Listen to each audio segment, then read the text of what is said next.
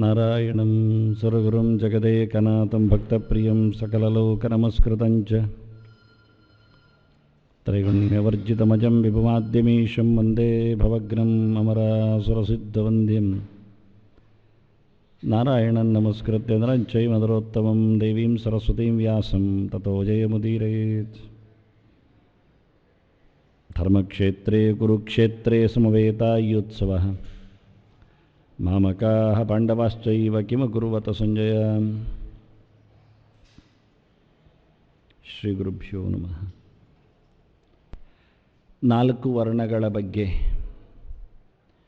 ಬ್ರಾಹ್ಮಣ, ಕ್ಷತ್ರಿಯ, ವೈಶ್ಯ, ಶೂದ್ರ ವರ್ಣಗಳ ಬಗ್ಗೆ, ಅವರ ಕರ್ಮಗಳ ಬಗ್ಗೆ, ಅವರ ಗುಣಲಕ್ಷಣಗಳ ಬಗ್ಗೆ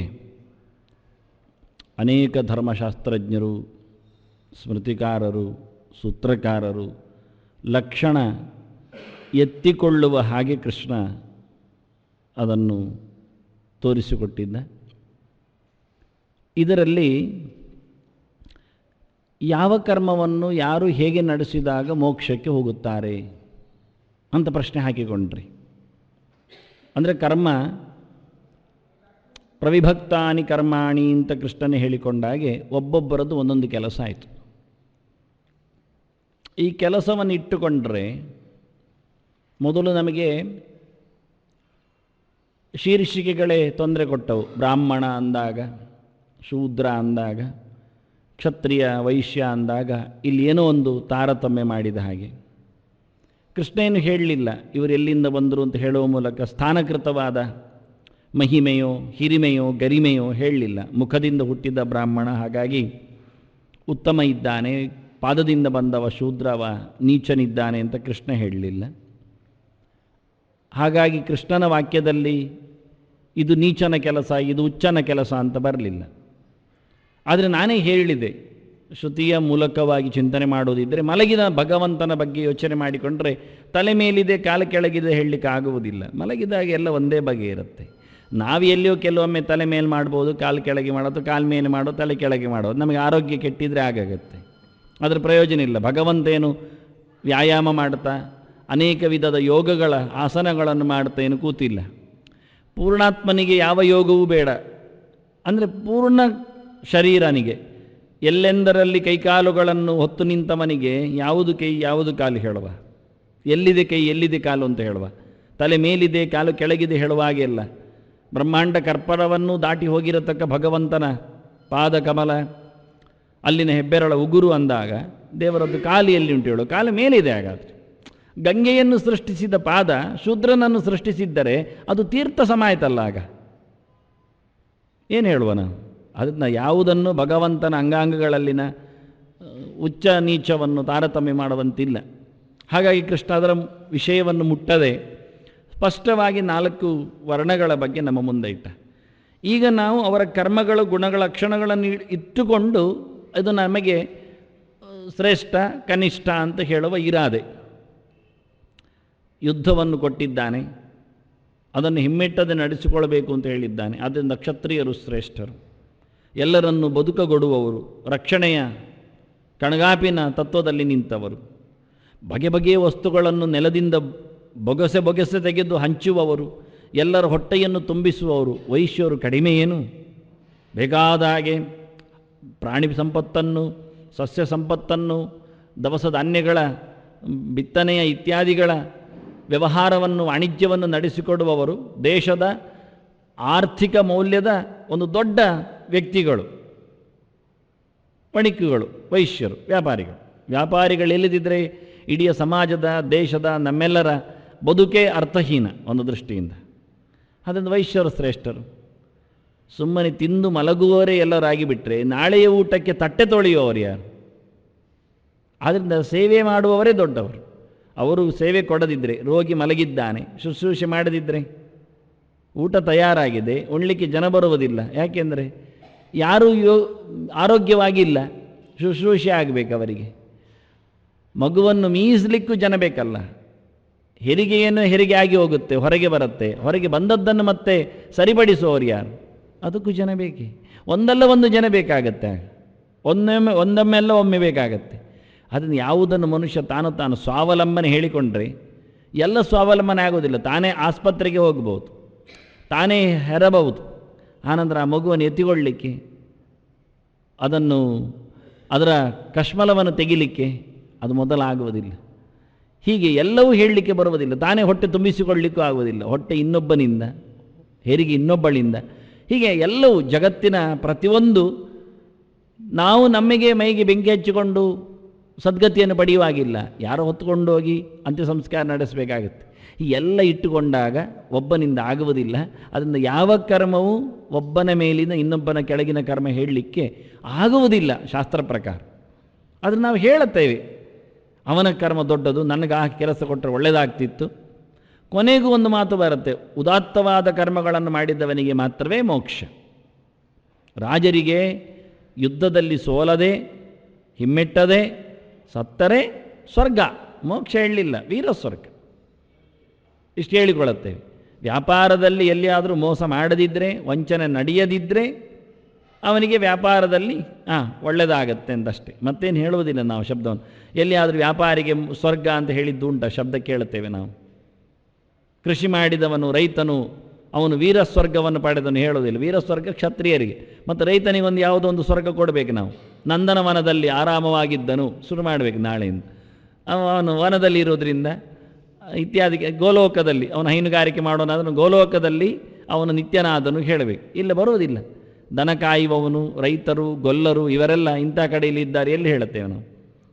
ಹೀಗಾಗಿ ಇವರಿಗೆಲ್ಲ ಸದ್ಗತಿಗಳಾಗಲಿ ಒಳ್ಳೆಯ ತಾಣಗಳಾಗಲಿ ಶಾಸ್ತ್ರಕಾರ ಹೇಳದೆ ಬ್ರಾಹ್ಮಣನಿಗೆ ಮಾತ್ರ ಮೋಕ್ಷ ಅಂತ ಹೇಳಿದ್ದೇರೆ ಎನ್ನುವ ತಪ್ಪು ಕಲ್ಪನೆಗಳು ಬಂದರೆ ಕೃಷ್ಣ ಮೊದಲಿಗೆ ಅದನ್ನು ಎತ್ತಿಕೊಂಡ.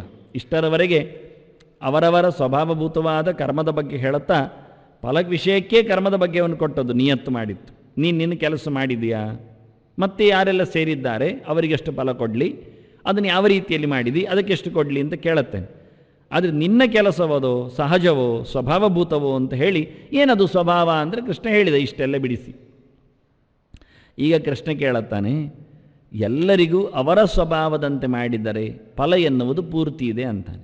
ಫಲ ಎನ್ನುವುದು ಒಂದೇ, ವ್ಯತ್ಯಾಸ ಇಲ್ಲ. ಮಾಡುವವರು ವ್ಯತ್ಯಾಸ ಇದ್ದಾರೆ, ಮಾಡುವಿಕೆಯಲ್ಲಿ ವ್ಯತ್ಯಾಸ ಇದೆ. ಅದನ್ನು ಫಲ ಒಂದೇ ಬಗೆ ಅಂತ ಹೇಳಲಿಕ್ಕೋಸ್ಕರ ಫಲದಲ್ಲಿ ಯಾರಿಗೂ ಪ್ರಭೇದ ಇಲ್ಲ. ಕರ್ಮ ಪ್ರವಿಭಕ್ತಾನಿ ಕರ್ಮಾಣಿ, ಆದರೆ ಪ್ರವಿಭಕ್ತಾನಿ ಫಲಾನಿ ಅಲ್ಲ. ಬ್ರಾಹ್ಮಣರಿಗೆ ಮಾತ್ರ ಮೋಕ್ಷ, ಕ್ಷತ್ರಿಯರಿಗೆ ಸ್ವರ್ಗ, ವೈಶ್ಯರಿಗೆ ಗೋಲೋಕಾದಿಗಳು, ಶೂದ್ರರಿಗೆ ಅದು ಯಾವುದು ಇಲ್ಲದ್ದು, ಇಂಥದ್ದು ಯಾವುದೂ ಅಲ್ಲ. ಸ್ವೇ ಸ್ವೇ ಕರ್ಮಣ್ಯಭಿರತಃ ಸಂಸಿದ್ಧಿಂ ಲಭತೆ ನರಃ. ಸ್ವಕರ್ಮ ನಿರತಃ ಸಿದ್ಧಿಂ ಯಥಾ ವಿಂದತಿ ತತ್ ಶೃಣು. ಸ್ವೇ ಸ್ವೇ ಕರ್ಮಣಿ, ಅದು ಒಂದೇ ಪದ, ಸ್ವೇ ಸ್ವೇ ಅಂತ, ದಿನೇ ದಿನೇ ಇದ್ದಾಗೆ. ಸ್ವೇ ಸ್ವೇ ಕರ್ಮಣಿ ಅಭಿರತಃ ಸಂಸಿದ್ಧಿಂ ಲಭತೆ ನರಃ. ಕೃಷ್ಣ ನೇರವಾಗಿ ಫಲದ ಬಗ್ಗೆ ಹೇಳಿಬಿಟ್ಟ. ಅವರವರ ಕೆಲಸದಲ್ಲಿ ತೊಡಗಿಕೊಂಡವರಿಗೆ ಖಂಡಿತವಾಗಿಯೂ ಪೂರ್ಣವಾದಂತಹ ಸಿದ್ಧಿ ಫಲ ಇದೆ.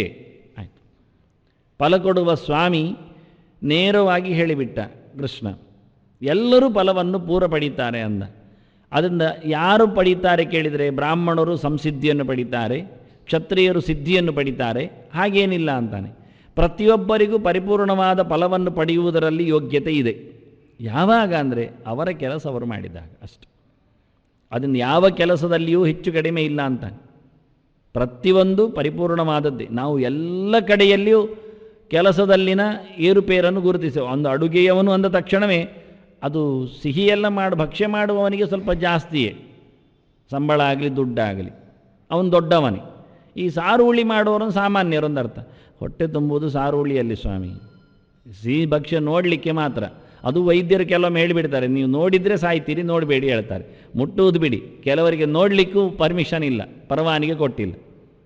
ಆದರೆ ನಾವು ಅದು ದೊಡ್ಡವರು, ಸಿಹಿ ಭಕ್ಷ್ಯ ಮಾಡುವವರು ಸಾಮಾನ್ಯ ಅಡುಗೆಯರಿಗಿಂತ ದೊಡ್ಡವರು. ಕೃಷ್ಣ ಹೇಳ್ತಾನೆ, ಅಡುಗೆ ಒಂದೇ ನನ್ನ ಕರ್ಮ ಅಂತಾನೆ, ಪಾಕಕರ್ಮ ಒಂದೇ.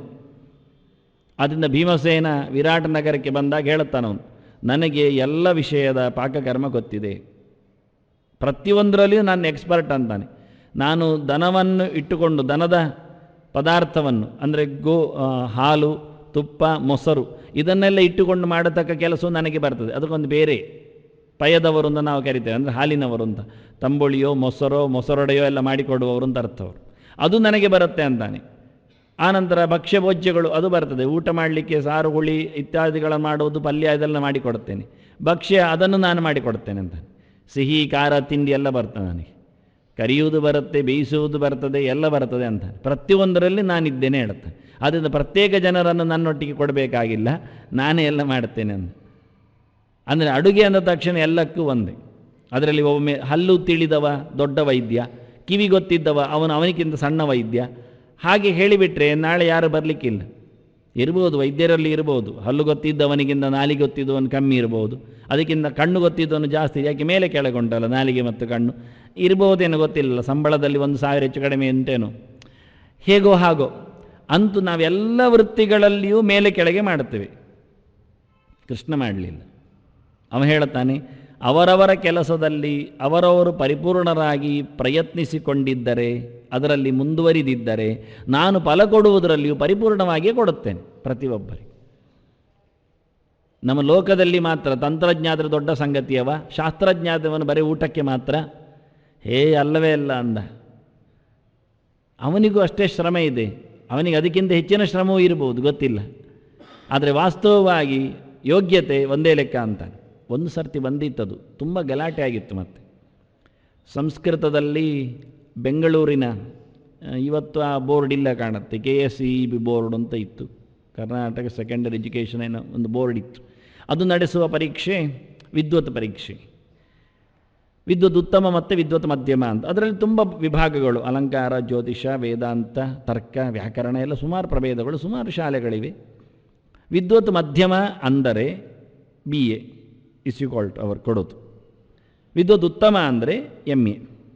ಇದು ಅವರ ಪ್ರಕಾರ ಎಜುಕೇಷನ್ ಬೋರ್ಡಿನ ನಿಯಮಾವಳಿಯಲ್ಲಿ ಬಂದಿದೆ.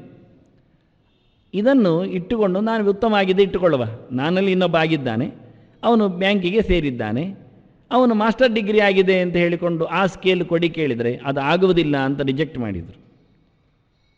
ಅದು ಇಲ್ಲಿ ಆಗುವುದಿಲ್ಲ, ಅದು ನಿಮ್ಮದು ಕೇವಲ ವಿದ್ಯಾಕೇಂದ್ರಕ್ಕೆ ಮಾತ್ರ ಸಂಬಂಧಿಸ್ತದೆ. ಯೋಗ್ಯತೆಯಲ್ಲೂ ಎಲ್ಲ ಕಡೆ ಒಂದೇ. ಒಬ್ಬ MAಯನ್ನು ಯೂನಿವರ್ಸಿಟಿ ಲೆವೆಲಲ್ಲಿ ಏನು ಪರೀಕ್ಷೆ ಬರೆದು ಪಾಸ್ ಮಾಡ್ತಾನೆ, ಅದೇ ರೀತಿಯಾಗಿ ವಿದ್ವತ್ ಲೆವೆಲಲ್ಲಿಯೂ ಅಷ್ಟೇ ಸಬ್ಜೆಕ್ಟ್ಗಳು, ಯಾವುದೋ ಇನ್ನಿತರ ವಿಷಯಗಳ ಬಗ್ಗೆ ಅವನು ಅಷ್ಟೇ ಶ್ರಮವಹಿಸಿ, ಅಷ್ಟೇ ಕಷ್ಟದಿಂದ, ಅಷ್ಟೇ ಓದಿಕೊಂಡು ಅಂಥದ್ದೇ ವಿಷಯಗಳ ಬಗ್ಗೆ ಅವನು ಪರೀಕ್ಷೆ ಕೊಟ್ಟಿದ್ದಾನೆ. ಆದ್ದರಿಂದ ಇವನು ಏನು ಮಾಡಿದ್ದಾನೆ MA, ಅವನು ಮಾಡಿದ್ದು MA, ಹೆಸರು ಮಾತ್ರ ಬೇರೆ. ವಿದ್ವತ್ ಉತ್ತಮ ಕೊಟ್ಟರು.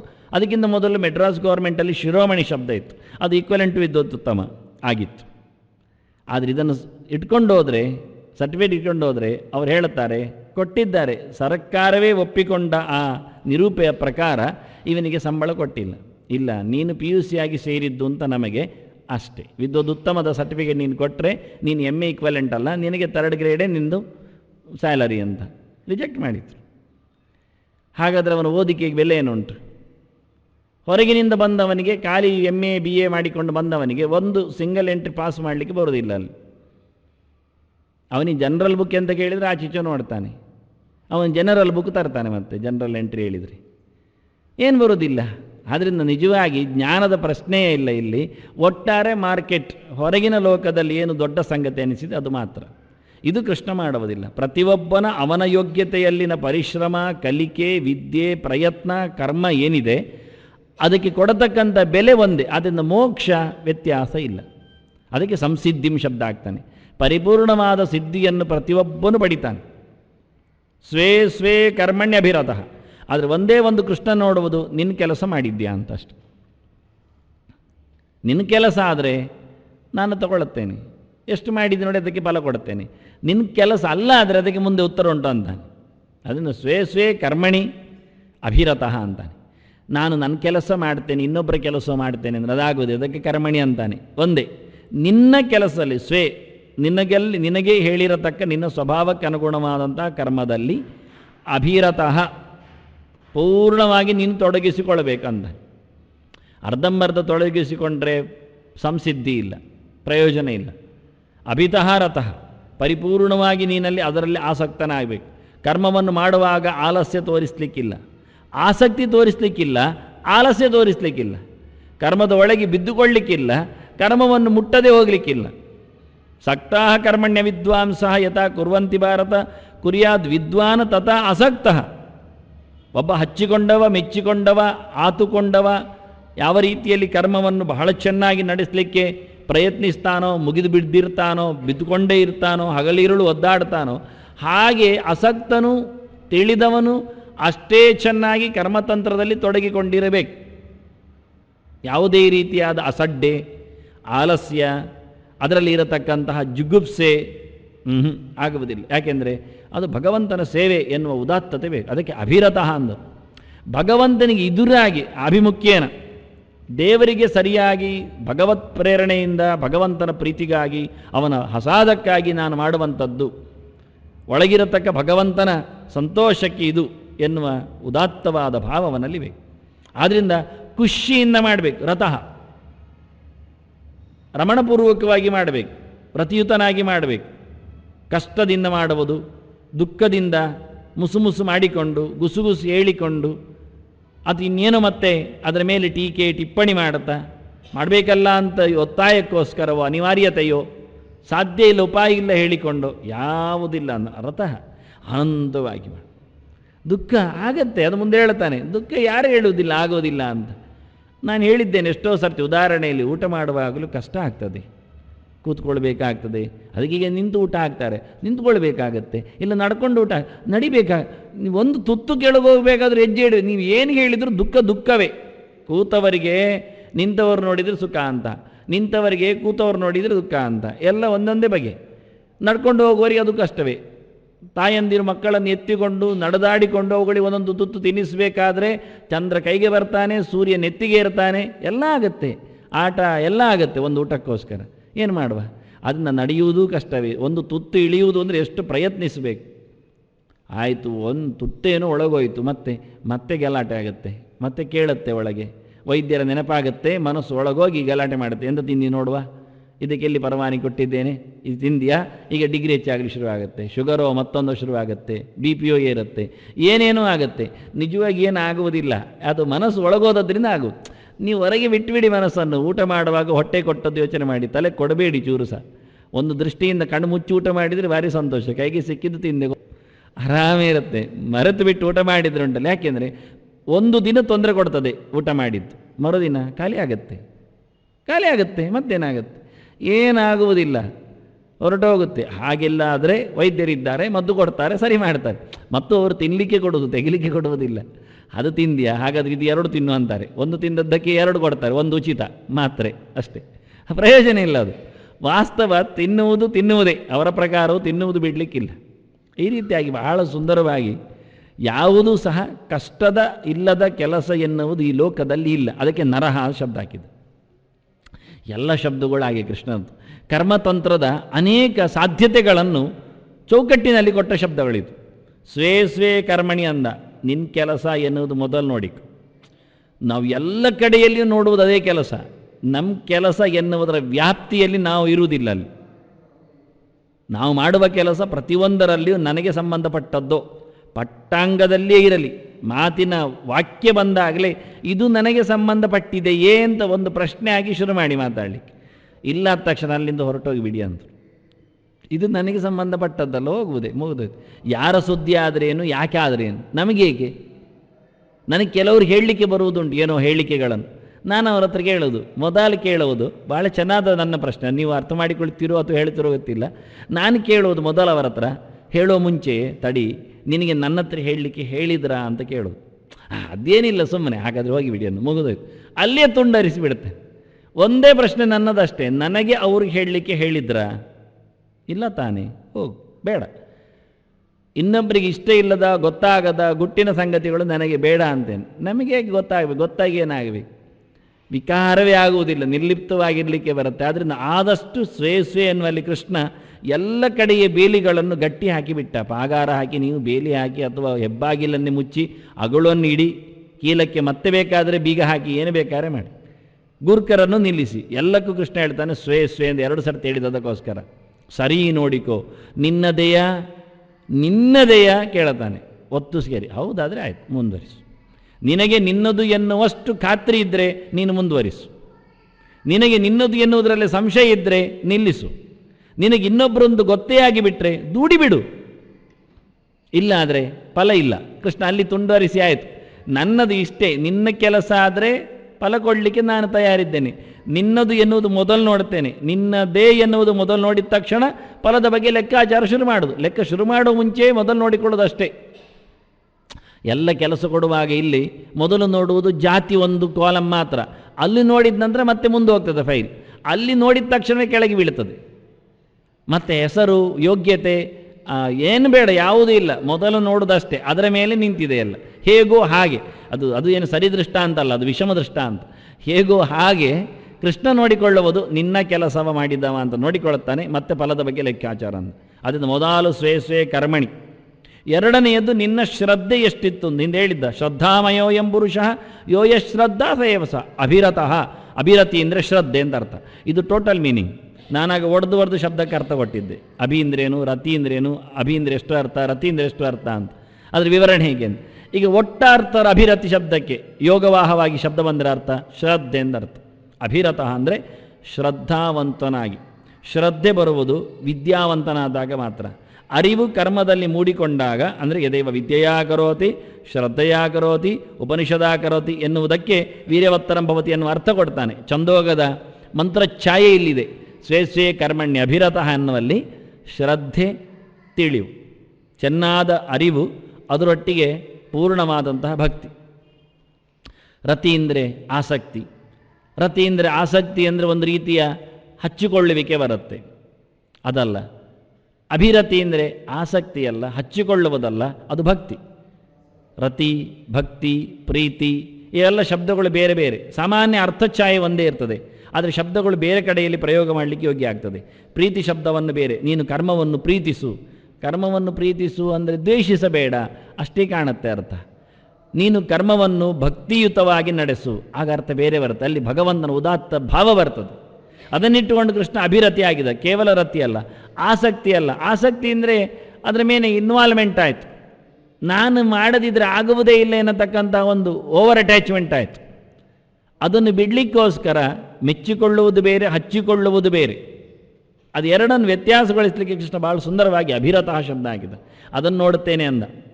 ನಿನ್ನ ಶ್ರದ್ಧೆ ಹೇಗಿದೆ? ಸಾತ್ವಿಕವೋ, ರಾಜಸವೋ, ತಾಮಸವೋ, ಬೂಟಾಟಿಗೆದ್ದೋ, ಪ್ರದರ್ಶನಕ್ಕೋ, ಒತ್ತಾಯದಲ್ಲಿಯೋ, ಮತ್ತು ತುಂಡಾಗುವಂಥದ್ದು. ಅದಕ್ಕೆ ಅಭಿ ಅಂದರೆ ಹಾಗೆ ಸಾಲಿನಲ್ಲಿ ಬರಬೇಕು ಅಂತ, ನಿರಂತರವಾಗಿರಬೇಕದು. ಅದು ನಿಲ್ಲಬಾರ್ದು, ಅದು ಹಿಮ್ಮೆಟ್ಟುವಂತಿರಬಾರ್ದು. ಕರ್ಮಕ್ಕೆ ಎದುರಾಗಿ, ಕರ್ಮದಿಂದ ಓಡುವ ಹಾಗೆ, ಕರ್ಮವನ್ನು ತೊರೆಯುವ ಹಾಗೆ, ಕರ್ಮಕ್ಕೂ ಅವನಿಗೆ ಸಂಬಂಧ ಆಗದ ಹಾಗೆ ನೋಡುವಾಗಲೇ ಹೇಳಬೇಕು, ನಿನ್ನ ಹತ್ರ ಯಾಕೆ ನೀರು ತರಲಿಕ್ಕೆ ಹೇಳಿದ್ನೋ ಏನೋ, ಸಾಕು ಮಾರಾಯ. ಕೇವಲ ನೀರು ತರುವ ಕೆಲಸವನ್ನು ಮಾಡಿಸುವಲ್ಲೇ ಅವನಿಗೆ ಅದರಲ್ಲಿ ಅಭಿರತಿ ಇಲ್ಲ ಅಂತಾದರೆ, ಅದನ್ನು ತರುವಾಗ, ಇಟ್ಕೊಂಡು ಬರುವಾಗ, ತಂದಿಡುವಾಗ ಅದು ಹಿಂದಿನ ಕಾಲದ ಮಡಿಕೆ ಕೊಡಬೇಕು ನೀರು ತರಲಿಕ್ಕೆ, ಆಗ ಗೊತ್ತಾಗುತ್ತೆ ಅಭಿರತಿ ಹೇಗಿರ್ತದೆ ಅಂತ. ಅದು 50 ಅಡಿ ಆಳದ ನೀರು ಬಾವಿ ಆಗಬೇಕು ತರಲಿಕ್ಕೆ. ಎಷ್ಟಿರಬೇಕಾಗ ಒಂದು ಚೂರು ಅಲ್ಲಿನ ಒಳಗಿನ ಬಾವಿಯ ಗೋಡೆಗೆ ತಾಗದೆ ಅದು ಮೇಲಕ್ಕೆ ಬಂದರೆ ಕೊಡಪಾನ ನೀರು ಬಂತು ಅಂತ ಅರ್ಥ. ಇಲ್ಲ ಆದರೆ ಹಗ್ಗ ಮಾತ್ರ ಬಂತು, ಕೊಡಪಾನ ತುಂಡಾದರೆ ಅಲ್ಲೇ ಇರುತ್ತೆ. ಒಂದು ತಾಗಿದರೆ ಹೋಯ್ತು. ತರುವಾಗಲೂ ಹಾಗೆ ಭಾಳ ಚೆನ್ನಾಗಿ ತರಬೇಕು. ಕುಕ್ಕರಿಸಿಕೊಂಡು ತಂದರೆ ಕೈಯಲ್ಲಿ ಅದರ ಕುತ್ತಿಗೆ ಮಾತ್ರ ಇರ್ತದೆ, ಮತ್ತೆ ಇರುವುದಿಲ್ಲ. ಇಡುವಾಗಲೂ ಹಾಗೆ, ಈಗೋ ನೀರು ಕುಡಿದು ಸಾಯಿ ಹೇಳಿಟ್ರೆ ಎಲ್ಲಿ ಉಂಟು ನೀರು, ಚೆಲ್ಲಿ ಹೋಗಿದೆ, ಆಗೋದಿಲ್ಲ. ಎಷ್ಟು ಜೋಪಾನ ನೋಡಿ. ಇದು ಅಭಿರತಿಯ ವ್ಯವಸ್ಥೆಗಳು. ಪ್ರತಿಯೊಂದು ಕಥೆ ಏನದು ಅಭಿರತಃ. ಆಗ ಕೃಷ್ಣ ಹೇಳುತ್ತಾನೆ, ನನ್ನ ಪಾಲು ಸಂಸಿದ್ಧಿ, ನಾನು ಪೂರ್ಣ ಕೊಡ್ತೇನೆ. ಆದರೆ ಎಂತಹ ಕರ್ತೃವನು? ನರಹ ಅಂತಾನೆ. ಸಂಸಿದ್ಧಿಂ ಲಭತೆ ನರಹ. ಕೊನೆಗಿಟ್ಟ ಕರ್ತೃ ಮೊದಲು ಹೇಳಬೇಕು, ಕರ್ತೃಪದ ಸಾಹಿತ್ಯ ಪ್ರಕಾರದಲ್ಲಿ. ಅದನ್ನು ನರಹ ಸ್ವೇ ಸ್ವೇ ಕರ್ಮಣಿ ಅಭಿರತಃ ಸಂಸಿದ್ಧಿಂ ಲಭತೆ, ಇದು ವಾಕ್ಯ ಸರಿ ಮಾಡೋದಾದರೆ. ಕೃಷ್ಣ ಹೇಳ್ತಾನೆ ಆಗಲ್ಲ, ಇದು ನನ್ನ ವಾಕ್ಯ ಬೇರೆ ಅಂದ. ಸ್ವೇ ಸ್ವೇ ಕರ್ಮಣಿ ಅಭಿರತಃ, ಕರ್ತೃ ಅಲ್ಲೇ ಬಂದ, ಅಭಿರತನೇ ಕರ್ತೃ. ಅವನಿಗೆ ಸಂಸಿದ್ಧಿಯು ಸಿಗುತ್ತೆ ಯಾವಾಗ ಅವನು ನರನಾಗ್ತಾನೆ. ನರಹ ಅಂದರೆ ಹಾಗೆ. ನರಹ ಶಬ್ದಕ್ಕೆ 3-4 ಅರ್ಥ ಇದೆ. ಸ್ವೇ ಸ್ವೇ ಕರ್ಮಣಿ ಅಭಿರತಃ ಸಂಸಿದ್ಧಿಂ ಲಭತೆ ನರಹ. ಸ್ವೇ ಸ್ವೇ ಕರ್ಮಣಿ ಅನಭಿರತಃ ಅವನು ಸಂಸಿದ್ಧಿ ನಲಭತೆ, ಅವನು ನರಹ, ಅವನು ಪ್ರಾಣಿ ಅಂತ ಅರ್ಥ. ಯಾರು ಅವರ ಕೆಲಸದಲ್ಲಿ ತೊಡಗಿರ್ತಾರೆ ಅವರೇ ಮನುಷ್ಯರು ಲಾಭವನ್ನು ಪಡೀತಾರೆ. ಯಾರು ತಮ್ಮ ಕೆಲಸದಲ್ಲಿ ತೊಡಗಿಕೊಳ್ಳುವುದಿಲ್ಲ ಅವರು ಮನುಷ್ಯರಲ್ಲ, ಅವರು ಪ್ರಾಣಿಗಳು. ಅದನ್ನು ನರಹ ಶಬ್ದ ಹೇಳಿಕೆ ಕೊನೆಗೆ ಅವನು ಪ್ರೈಸ್ ಮಾಡಿತ್ತು, ಹೊಗಳಿತ್ತು. ಸಂಸಿದ್ಧಿನ್ ಲಭತೆ ಸಹ ನರಹ, ಯಹ ನರಹ ಸಹ ಸಂಸಿದ್ಧಿನ್ ಲಭತೆ. ಯಾರು ಮನುಷ್ಯನಾಗಿ ತನ್ನ ಪ್ರಯತ್ನಪಟ್ಟು ತನ್ನ ದುಃಖವನ್ನು ನಿವೃತ್ತಿಗೋಸ್ಕರ ಪ್ರಯತ್ನಿಸುತ್ತಾನೋ ಅವನು ನಿಜವಾಗಿ ನರ ಅಂತ ಅರ್ಥ. ಬಂದ ಬಳಿಕ ಮನುಷ್ಯನಾಗಿ ಎರಡು ಕಾಲಿನವನಾಗಿ ಈ ನೆಲವನ್ನು ಕಚ್ಚಿದ ಬಳಿಕ ಅದಕ್ಕೆ ಬೇಕಾಗಿರತಕ್ಕಂಥ ಪ್ರಯತ್ನವನ್ನು ಮಾಡದವ ಅವನೇನು ನರ ಕೇಳುತ್ತಾನೆ, ಅವನೇನು ವಿಚಿತ್ರ ವ್ಯಕ್ತಿ ಕೇಳುತ್ತಾನೆ, ಅವನು ಪ್ರಾಣಿ ಆಗ್ತಾನೆ, ಪ್ರಯೋಜನ ಇಲ್ಲ ಅಂತಾನೆ. ಅದನ್ನು ರಮಣಂ ಯಸ್ಯ ನರಹ ಅಂದರೆ ಯಾರಿಗೆ ಸುಖ ಇಲ್ಲ ಅವನು ನರ. ಅದನ್ನು ಮೊದಲಿಟ್ಟುಕೊಂಡ ಕರ್ಮದಲ್ಲಿ ಮಾಡುವಾಗ, ಪ್ರಯತ್ನಿಸುವಾಗ, ತಲೆ ಕೊಡುವಾಗ, ತಲೆ ಖರ್ಚಾಗುವಾಗ, ದೇಹ ದುಡಿಯುವಾಗ ಎಲ್ಲರಿಗೂ ಶ್ರಮ ಆಗತ್ತೆ. ಆದ್ದರಿಂದ ದುಃಖ ಇಲ್ಲದವ ಎನ್ನುವವನು ಇಲ್ಲ ಈ ಲೋಕದಲ್ಲಿ. ದುಃಖ ಇಲ್ಲದವನು ಈ ಲೋಕದಲ್ಲಿ ಇಲ್ಲ. ಯಾಕೆ ಈ ಲೋಕದಲ್ಲಿ ಯಾಕೆ ಬರ್ತಾನೆ ದುಃಖ ಇಲ್ಲದವ? ಇದು ಸುಖ ದುಃಖ ಮಿಶ್ರವಾದ ಭೂಯಿಷ್ಠವಾದ ಲೋಕ ಇದು. ಕೇವಲ ಯಾರಿಗಾದರೂ ಸುಖವೇ ಉಂಟು ಹೇಳಿದರೆ ಅದು ಸುಳ್ಳೆ, ಅವನು ಹೇಳುವುದೊಂದು ಅರ್ಥ, ನಾವು ಕೇಳುವುದಷ್ಟೇ. ಹೌದಾ ಹೇಳಿ, ಪ್ರಯೋಜನ ಇಲ್ಲ. ಯಾರ ಮನೆಯಲ್ಲಿಯೂ ಯಾವ ವ್ಯಕ್ತಿಗೂ ಯಾವ ಕಾಲದಲ್ಲಿಯೂ ಕೇವಲ ಸುಖ ಎನ್ನುವುದು ಈ ಲೋಕದಲ್ಲಿಲ್ಲ, ಭೂಲೋಕ ಹೇಳಿಸಿದ್ದಲ್ಲ ಅದಕ್ಕೆ. ಮತ್ತು ಕೇವಲ ನಮಗೆ ದುಃಖವೇ, ದಿನಾ ನೋಡಿದರೆ ಕಣ್ಣೀರೇ, ಯಾವುದು ಸಮಸ್ಯೆ ಇದ್ದರೆ ಅದು ಈ ಲೋಕದಲ್ಲಿ ಇಲ್ಲ, ಅದು ಸುಳ್ಳೆ, ಅದು ನಾಟಕವೇ. ಕೇವಲ ದುಃಖ ಎನ್ನುವುದು ಅದು ನರಕದಲ್ಲಿ ಇರುವುದು. ನೀವು ನರಕದಲ್ಲಿದ್ದೀರಾ ಕೇಳಬೇಕಾಗ, ಅಳ್ತಾ ಮೊರೆ ಹಾಕ್ಕೊಂಡು ಪ್ರತಿ ಸತಿಯೂ ದುಃಖ ಹೇಳುವವರಿಗೆ ಎಂತ ನರಕದಲ್ಲಿದ್ದೀರಿ ನೀವು? ಯಾಕೆ ನಿಮ್ಮ ಕಾಲಡಿಯಲ್ಲಿ ನರಕ ಮಾಡಿಕೊಳ್ತೀರಿ? ತೊಳ್ಕೊಳ್ಳಿ ಕಾಲನ್ನು ಹೇಳಬೇಕು. ಆರಾಮವಾಗಿರಿ, ಬದುಕಿದ್ದೀರಲ್ಲ ಅಷ್ಟೇ ಸಂತೋಷ ಪಡಿ. ನಾಳೆಯ ಸುದ್ದಿ ಬಿಡಿ, ನಿನ್ನೆಯ ಕತೆ ಮುಗಿಯಿತು, ಮಾತಾಡುವುದೇ ಬೇಡ. ಈಗೀಗ ಆರಾಮವಾದ ಉಸಿರೇ ನಮ್ಮದು ದೊಡ್ಡ ಹೆಸರು, ಸಾಕು ತಾನೆ ಅಂತ. ಆದ್ದರಿಂದ ಇದು ಲೋಕ ಎನ್ನುವುದು, ಈ ಲೋಕದಲ್ಲಿ ನಾವು ಬದುಕಿದ್ದೇವೆ ಅಂದ ತಕ್ಷಣ ಕೇವಲ ಸುಖದಲ್ಲಿ ಇಲ್ಲ, ಆದ್ದರಿಂದ ದುಃಖದಲ್ಲಿ ಇದ್ದೇವೆ ಎಂದು ತಿಳ್ಕೊಂಡು ದುಃಖದ ನಿವೃತ್ತಿಗೆ ಪ್ರಯತ್ನಿಸುವುದು ಸಾಕಾಗುತ್ತೆ ಅಂದರೆ ಆಗಲಿಲ್ಲ. ಶಾಶ್ವತ ದುಃಖ ನಿವೃತ್ತಿಗೆ ಪ್ರಯತ್ನಿಸಿ. ಇವತ್ತಿನ ದುಃಖದ ನಿವೃತ್ತಿಗೋಸ್ಕರ ನಾವು ಪ್ರಯತ್ನಿಸಿದರೆ ಈಗ ಇವರಿಂದ ಆದರೆ ಈಗೀಗೆ ಮುಗಿಯಿತು, ನಾಳೆಗಲ್ಲ.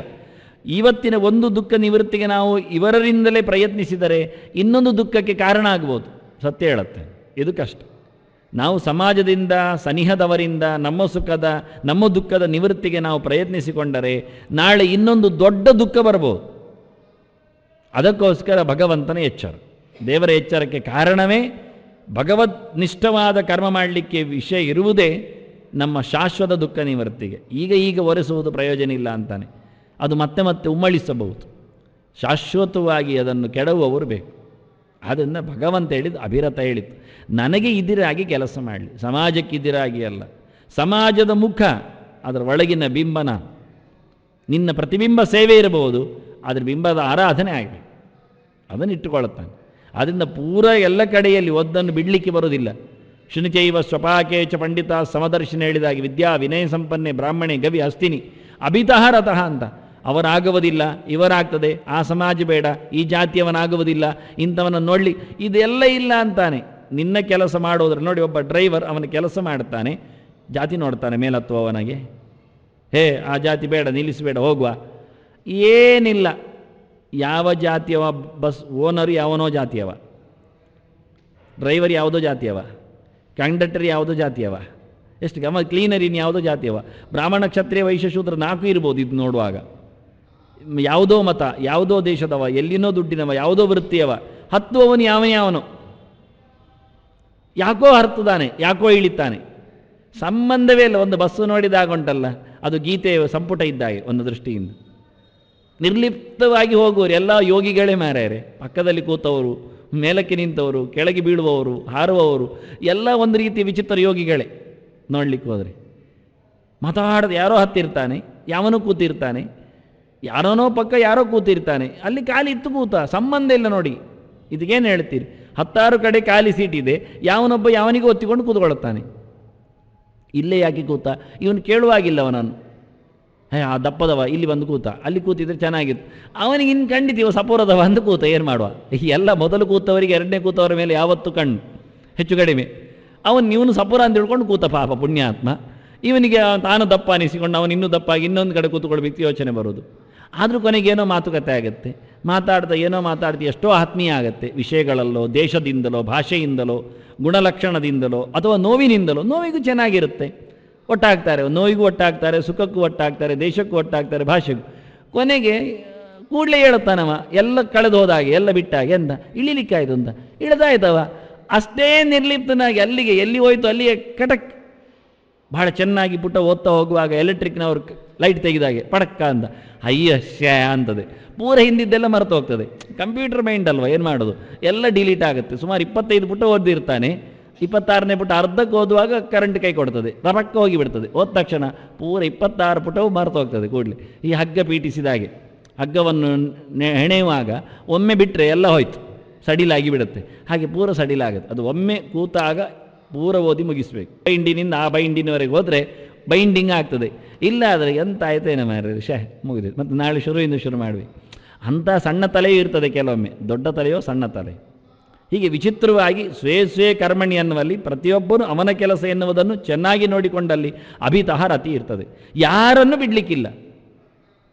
ನಾನು ಆ ಬಸ್ಸಿನಲ್ಲಿ ಹೋಗುವುದಿಲ್ಲ, ಅವನ ಅಂಗಡಿಯಲ್ಲಿ ಸಾಮಾನು ತರುವುದಿಲ್ಲ, ಅವನ ಮೋರೆ ಬಂದರೆ ನಾನು ಇರುವುದಿಲ್ಲ, ಅವನ ದೇಶದಲ್ಲಿ ನಾನು ಬರಬಾರ್ದು ಅಂದರೆ ಎಲ್ಲ ಪರದೇಶಕ್ಕೆ ಓಡಬೇಕು, ಸಾಧ್ಯವೇ ಇಲ್ಲಲ್ಲ. ಈ ಊರು ಅಂತಾನೆ ಒಬ್ಬ ವ್ಯಕ್ತಿ ಸಾಂಪ್ರದಾಯಿಕವಾಗಿಯೇ ಅವನ ಮೈಯ ಒಂದು ವಿಚಿತ್ರವಾಗಿರತಕ್ಕ ಪ್ರಭಾವ ಅಂತ ಹೇಳಿದರೆ, ಒಬ್ಬ ಕೆಟ್ಟ ವ್ಯಕ್ತಿ ಕೂತ್ರೆ 10-12 ಮೈಲಿಗೆ ಪ್ರಭಾವವೇ ಇರ್ತಾನವ. ದುರ್ಯೋಧನಿದ್ದ ಊರು ಅದು ಹಾಳೂರೇ, ಹಾಗೆ ಪಾಂಡವರಿದ್ದ ಊರು ಅದು ಒಳ್ಳೆ ಊರೇ, 10-12-100 ಮೈಲಿಗೆ ಪಾಂಡವರ ಒಂದು ಪ್ರಭಾವ ಇರ್ತದೆ. ಆ ದೇಶ ಅಷ್ಟು ದೂರದವರೆಗೆ ಒಳ್ಳೆಯ ರೀತಿಯ ಮಳೆಯನ್ನು, ಒಳ್ಳೆಯ ರೀತಿಯ ಬೆಳೆಯನ್ನು, ಒಳ್ಳೆಯ ರೀತಿಯ ಯೋಚನೆಗಳನ್ನು ಕೊಡ್ತದೆ. ಹಾಗೆ ನಾವು ಊರು ಬಿಟ್ಟು ಓಡಲಿಕ್ಕೆ ಆಗುತ್ತಾ? ಕೆಟ್ಟವನಿದ್ದಾನೆ 100 ಮೈಲ್ ಪ್ರಭಾವ ಬರುತ್ತೆ, ಆದರೆ ಆಚೆ ಹೋದರೆ ಇನ್ನೊಬ್ಬ ಕೆಟ್ಟನ 100 ಮೈಲ್ ಪ್ರಭಾವಕ್ಕೆ ಸೇರ್ತೇವೆ ನಾವು. ಇದು ಬಿಟ್ಟರೆ ಇನ್ನೊಂದು ಇರುತ್ತೆ. ಆದ್ದರಿಂದ ಎಲ್ಲವನ್ನು ಇಟ್ಟುಕೊಂಡು ಎಲ್ಲದರಲ್ಲಿ ಭಗವಂತನ ವಿಶೇಷವಾದ ಪ್ರೀತಿಯನ್ನು ವಹಿಸಿಕೊಂಡು ನಿನ್ನ ಕೆಲಸ ಮಾಡು, ಪಲಾಯನ ಸಲ್ಲದು ಎನ್ನುವ ಕೃಷ್ಣನ ಅಭಿರತಃ. ಅದಕ್ಕೆ ನರಹ ಅಂದತ್ತು. ದುಃಖ ಇಲ್ಲದವ ಎಲ್ಲಿಯೂ ಇಲ್ಲ. ದುಃಖದ ನಿವೃತ್ತಿಗೆ ಪ್ರಯತ್ನಿಸಬೇಕಾದ್ರೆ ಎಲ್ಲ ಕಡೆಯಿಂದಲೂ ಪ್ರಯತ್ನಿಸಬೇಕು. ಆದರೆ ಎಲ್ಲ ಕಡೆಯಲ್ಲಿ ಸಮಾಜವನ್ನು ನೆಚ್ಚಿ ನಂಬಿ ಅಲ್ಲ, ಭಗವಂತನನ್ನು ಒಪ್ಪಿ ಪ್ರೀತಿಸಿ ಅಂತ. ಅದಕ್ಕೆ ಅಭಿರತಃ ಎನ್ನುವಲ್ಲಿ ಭಕ್ತಿ ಶಬ್ದವನ್ನು ಹಾಕಿದ್ದವನು, ಪರಿಪೂರ್ಣವಾಗಿ ತುಂಬಿ ನಿಂತವ. ಆದ್ದರಿಂದ ಅವನು ವಿಶೇಷವಾಗಿ ಸಾಧಕನಾಗ್ತಾನೆ, ಶ್ರದ್ಧಾಳು ಆಗ್ತಾನೆ. ಕೊನೆಗೆ ಅವನಿಗೆ ಏನಾಗುತ್ತೆ ಅಂದರೆ ಸಂಸಿದ್ಧಿಂ ಲಭತೆ, ಅವನು ಪೂರ್ಣವಾದ ಸಿದ್ಧಿಯನ್ನು ಪಡೆಯುತ್ತಾನೆ, ಪೂರ್ಣವಾದ ಫಲವನ್ನು ಪಡೆಯುತ್ತಾನೆ. ಅದರಿಂದ ಸಂಸಿದ್ಧಿಂ ಲಭತೆ ನರಹ, ಅವನು ಮತ್ತೆ ನರನಾಗ್ತಾನೆ. ನರ ಅಂದರೆ ನರೀಯತೆ ಇತಿ ನರಹ ಅಂತ, ಅವನು ನಾಶ ಆಗುವುದಿಲ್ಲ ಅಂತ. ಇಲ್ಲಿ ಬಂದಾಗ ಕಳ್ಕೊಳ್ತಾನೆ, ದೇವರನ್ನು ಒಪ್ಪಿದಾಗ ತುಂಬಿಕೊಳ್ತಾನೆ. ಮತ್ತು ಯಾವ ಕಾಲಕ್ಕೂ ತನ್ನತನವನ್ನು ಕಳ್ಕೊಳ್ಳುವುದಿಲ್ಲ. ನಾಶ ಆಗದ ಸ್ವತಂತ್ರವಾದ ಪರಿಪೂರ್ಣವಾದ ಅಸ್ತಿತ್ವದೆಡೆಗೆ, ಪೂರ್ಣತೆಡೆಗೆ ಸಾಕ್ತಾನೆ. ಅದು ಅವನ ಕೆಲಸದಿಂದ. ಅನ್ನು ಫಲ ಎಷ್ಟು ಹೇಳ್ತಾನೆ ನೋಡಿ. ಅವರು ಅವರವರ ಕೆಲಸ ಮಾಡಿದರೆ ಯಾವ ಕಾಲದಲ್ಲಿಯೂ ಅವರು ಏನನ್ನೂ ಕಳಕೊಳ್ಳದಂತಹ ಸ್ಥಿತಿಯನ್ನು ಪಡೀತಾರೆ. ಅದು ಮೋಕ್ಷ ಮಾತ್ರ. ಅದಕ್ಕೆ ಸಂಸಿದ್ಧಿಂ ಶಬ್ದಕ್ಕೆ ಅರ್ಥ ನರಶಬ್ದದಿಂದ ಪೂರಕ ಆಗುತ್ತೆ. ಹೀಗೆ 3-4 ಆಯಾಮಗಳಲ್ಲಿ ನರಶಬ್ದವನ್ನು ಕೃಷ್ಣ ದುಡಿಸಿಕೊಳ್ಳಲಿಕ್ಕೆ ಕೊನೆಗಿಟ್ಟಿದ್ದಾನೆ. ಮೊದಲೇ ಹೇಳಿಬಿಟ್ರೆ ಕರ್ತೃತ್ವದಲ್ಲಿ ನಮಗೆ ದುಃಖಿ ಅಷ್ಟೇ ಸಿಗ್ತಾನೆ. ಇಲ್ಲಯ್ಯ, ಅಭಿರತನಾದರೆ ದುಃಖ ದೂರನಾಗ್ತಾನೆ. ಭಗವಂತನ ಸೇವೆ ಮಾಡಿಕೊಂಡಾಗ ಅವನು ಪೂರ್ಣ ಬಲವನ್ನು ಪಡೆದರೆ ಅವನು ನಿಜವಾಗಿ ಶಾಶ್ವತ ಮೌಲ್ಯವನ್ನು ಪಡಿತಾನೆ. ಯಾವ ಕಾಲದಲ್ಲಿಯೂ ಸೋಲದ ಸಾವದ ಸ್ಥಿತಿಯನ್ನು ಪಡಿತಾನೆ. ಮರಣದ ಭಯ ಆಗಲಿ, ಪತನದ ಬೆದರಿಕೆ ಆಗಲಿ, ಇನ್ಯಾವುದೇ ರೀತಿಯಾಗಿರದ ಹೆಚ್ಚು ಕಡಿಮೆಯ ವಾತಾವರಣ ಇಲ್ಲದ ಸಂಪೂರ್ಣ ಸಿದ್ಧಿಯನ್ನು, ಸಮ್ಯಕ್ ಸಿದ್ಧಿಯನ್ನು, ಕೆಲಸದ ಪೂರ್ಣ ಬೆಲೆಯನ್ನು. ಮತ್ತು ಅಂದರೆ ಪರಮಾತ್ಮ. ಅಕಯ ಪ್ರವಿಸಂಭೂಮ ಸಕಃ ವಿಷ್ಣುವಾಚಕಃ. ಅಂದರೆ ಪೂರ್ಣನಾದವ ದೇವರು, ಭಗವಂತನ ಪ್ರಸಾದವನ್ನು ಪಡಿತಾನೆ. ಸಂಸಿದ್ಧಿ ಪರಮಾತ್ಮನಿಂದ ನಮಗೆ ಬೇಕಾದಂತಹ ಫಲ ಸಿಗುತ್ತೆ ಅಂತ. ಹೀಗೆ ದೇವರು ಕೊಡುವ ಫಲ, ಇವನು ಮಾಡಿದ್ದಕ್ಕೆ ಫಲ ಅಲ್ಲ. ಕರ್ಮ ಯಾವತ್ತೂ ಕೆಲಸ ಮಾಡುವುದಿಲ್ಲ ಮುಂದೆ ಹೇಳ್ತಾನೆ ಕೃಷ್ಣ, ಅದರ ವಿವರಣೆ ಕೊಡುತ್ತಾನೆ. ಕೊಡಬೇಕಾದ್ದು ದೇವರು.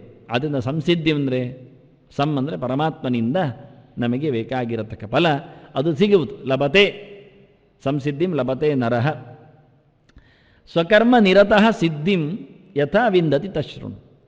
ಈಗ ಅದೇ ಒಂದು ದೊಡ್ಡ ಪ್ರಶ್ನೆ ಆಯ್ತು. ಈಗ ಕರ್ಮದಲ್ಲಿ ರತನಾದವನಿಗೆ, ತೊಡಗಿಕೊಂಡವನಿಗೆ ಸಿದ್ಧಿ ಆಗತ್ತೆ ಅಂತ ಪರಮಾತ್ಮನಿಂದ ಅಂತ ಹೇಳಿಬಿಟ್ರಿ ಶಬ್ದವನ್ನು ಹಾಕ್ಕೊಂಡು. ಅದು ಹೇಗೆ ಕರ್ಮವೇ ಸಿದ್ಧಿಯನ್ನು ಕೊಡುತ್ತೆ? ಕರ್ಮ ಒಂದು ಜಡ, ಜಡಕ್ಕೆ ಸಿದ್ಧಿಯನ್ನು ಕೊಡುವ ಯೋಗ್ಯತೆ ಉಂಟಾ? ಜಡವೇ ಸಿದ್ಧಿಯನ್ನು ಕೊಡುವುದಾಗಿದ್ದರೆ ನಾವು 10 ಪಾಲು ಕರ್ಮವನ್ನು ಮಾಡಿ ಸಿದ್ಧಿಯನ್ನು 10 ಪಾಲು ಪಡೀಲಿಕ್ಕೆ ನೋಡುತ್ತೇವೆ. ಅದಾಗಲೇಬೇಕು ಲೆಕ್ಕಾಚಾರ ಪ್ರಕಾರ, ಜಡದ ಪ್ರಕಾರ ಅಂತ ಆಯಿತು. 1 ಕೊಡಪಾನ ಸ್ನಾನ ಮಾಡುವುದರಿಂದ ಮಡಿಯಾಗ್ತದೆ ಅಂತ ಹೇಳಿಬಿಟ್ರೆ 10 ಕೊಡಪಾನ ಸ್ನಾನ ಮಾಡಿದರೆ ಮಡಿಗಾತ 10 ಆಗಬೇಕು, ಆಗ್ತದ ಕೇಳ್ತಾರೆ. ಹಾಗೊಂದಿಡ್ರೆ ಜನ ಅದೇ ಹೆಚ್ಚು ಮಾಡ್ತಿದ್ರು. ಈಗ 100 ಕೊಡಪಾನ ಸ್ನಾನ ಮಾಡಿ 100 ಮಡಿಯವರು ಬರ್ತಾರೆ. ಅದೊಂದು ಮತ್ತೆ ಸರ್ನೇಮ್ ಆಗುತ್ತೆ, 100 ಮುಡಿ ಇದ್ದಾಗೆ 100 ಮಡಿ. ಈ ವಿಚಿತ್ರ ಯಾವನೋ ವಂಶದಲ್ಲಿ ಒಬ್ಬ ಮಾಡಿದರೆ ಸಾಕು, ಮತ್ತು ಎಲ್ಲರಿಗದು. ಈಗ ದ್ವೇದಿ ಚತುರ್ವೇದಿ ಎಲ್ಲ ಇಲ್ವಾ? ಅವರಿಗೆ ಚತುರ್ವೇದಿ ಅಂದರೆ ಎಂತ ಅಂತ ಗೊತ್ತಿಲ್ಲ ವಾಸ್ತವವಾಗಿ.